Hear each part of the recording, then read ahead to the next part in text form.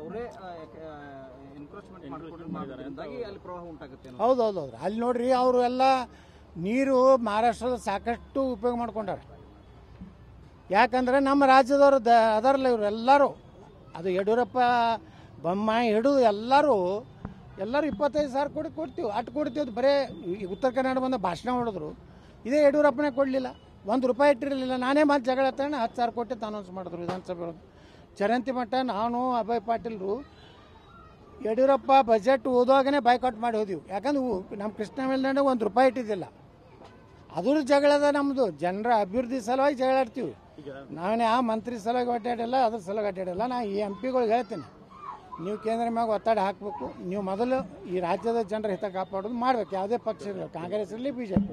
ವಿಮಾನ ನಿಲ್ದಾಣ ವಿಚಾರವಾಗಿ ವಿಮಾನ ನಿಲ್ದಾಣ ಅವರೇ ಎನ್ಕ್ರೋಚ್ಮೆಂಟ್ ಮಾಡಿಕೊಂಡಿದ್ದಾಗಿ ಅಲ್ಲಿ ಪ್ರವಾಹ ಉಂಟಾಗುತ್ತೆ. ಹೌದೌದು ಅಲ್ಲಿ ನೋಡ್ರಿ ಅವರು ಎಲ್ಲ ನೀರು ಮಹಾರಾಷ್ಟ್ರದ ಸಾಕಷ್ಟು ಉಪಯೋಗ ಮಾಡ್ಕೊಂಡಾರೆ.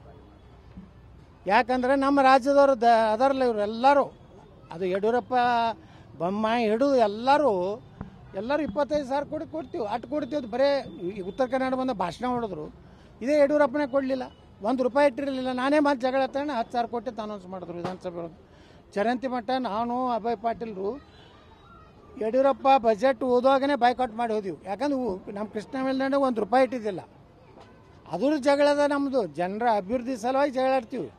ನಾನೇ ಆ ಮಂತ್ರಿ ಸಲುವಾಗಿ ಅಡ್ಡಾಡಿಲ್ಲ, ಅದ್ರ ಸಲುವಾಗಿ ಅಡ್ಡಾಡಿಲ್ಲ. ನಾ ಈ MP ಗಳಿಗೆ ಹೇಳ್ತೀನಿ, ನೀವು ಕೇಂದ್ರ ಮ್ಯಾಗ ಒತ್ತಡ ಹಾಕಬೇಕು. ನೀವು ಮೊದಲು ಈ ರಾಜ್ಯದ ಜನರ ಹಿತ ಕಾಪಾಡೋದು ಮಾಡ್ಬೇಕು. ಯಾವುದೇ ಪಕ್ಷ ಇರಲಿ, ಕಾಂಗ್ರೆಸ್ ಇರಲಿ, ಬಿಜೆಪಿ. ವಿಮಾನ ನಿಲ್ದಾಣ ವಿಚಾರವಾಗಿ ವಿಮಾನ ನಿಲ್ದಾಣ